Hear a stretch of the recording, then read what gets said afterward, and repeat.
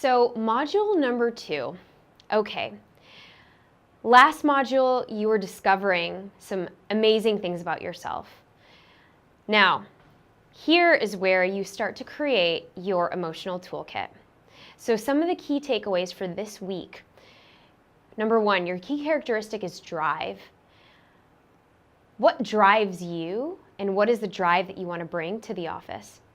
Number 2, understanding your purpose for the office. What is the role that you play, and how can you show up consistently every single day? Now, some of the best leaders in the world, and including this quote from Socrates, and for those of you who have the guidebook that you're using as well, Socrates always said, know thyself.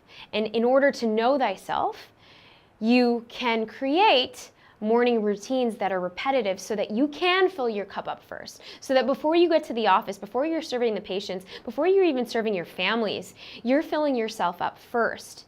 And so what I want you to do, and before I get to that, your third takeaway for this week is really, how do you wish to be seen for your patients? How do you wish to serve for your patients? And how can you create a master toolkit so that when things are going absolutely bonkers in the office, when patients are canceling, you're trying to fill the schedule, patients aren't paying their bills, doctor's in a bad mood, all of these things are going on, and now you have to stay until 8 p.m., which you got in at 8 a.m., okay? What are some of the things that you can create in your emotional toolkit so that it can get you in a peak state? Because when we're in a peak state, we're in a high emotional state. When we are happy, we make better decisions as a result, okay? If you can think about it in your own life, when you're tired, when you're scared, when you're bleeding out of fear, when you're overwhelmed, do you really want to go to the gym?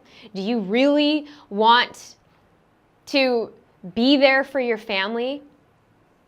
Sometimes we don't have a choice. But now you can create your emotional toolkit so that you have an arsenal, okay, to go to. And by creating an emotional toolkit, what I mean by this is you made your list last week, okay? You made your list of what makes you come alive and what really drives your happiness. And from that list, what I want you to do is pick out maybe 3 to 5 things that you can do every single day. And first, we're going to create your morning ritual and your morning routine, something that you can really repeat every single day. And it doesn't have to be so many things, because I understand for those of you who run families and have little ones running around, it's not the easiest. And so what I mean by this is take maybe 3 to 5 things that you can carve out maybe 5 to 10 minutes a day just for yourself.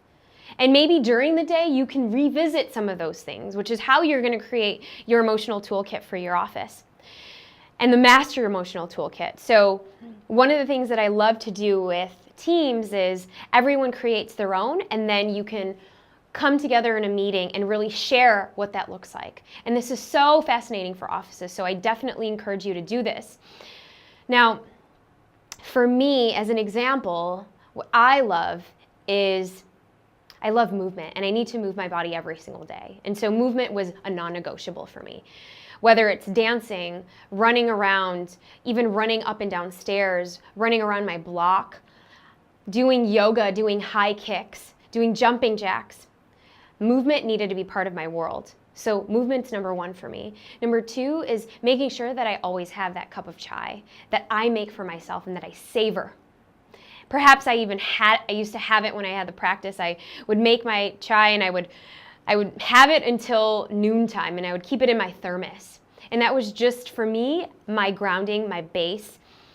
You all know what that is for you, but what is that? Sometimes it is just a cup of chai. Maybe it's a smoothie. Maybe it's putting proper nutritional foods into your body every single day. Meditation or prayer or gratitude. Starting out with one of these key things is so vital for me. And there's so many research studies out there that when you start your day with a positive quote or a positive vibe, a positive mantra, or saying thanks, It totally sets you on a completely different plane. And I encourage you to try this. Maybe it's an affirmation statement, and you have all of this in your guidebook as well. The other thing for me was journaling, being able to write things down. Or maybe it's listening to something positive. Or for a lot of us, and for the offices that I talk to, it's creating a playlist, creating your jams, so that when you know, and music drives everything, when you know that you are listening to your favorite tunes, instantly you are in a better place. Instantly you are happier. So create a special playlist of tunes that you can play for yourself. Maybe it's in the morning before you get to work, or maybe it's during your practice. Maybe it's, and you can negotiate with your team and your doctors what that looks like for you. So when you know you've got a PITA patient coming into the office, bam, you're going to play one of those key tunes. And this is so vital. You're creating your emotional toolkit for you, for your practice, and really the drive and the commitment that you're creating so that you're constantly at your highest level. And by all means, feel free to replay these modules over and over again as repetition and as practice, because as we build our emotional awareness, as we build our acumen, this is great to pump up your monthly meetings or your weekly meetings or your daily huddles, just as a reminder what you can incorporate in your own life.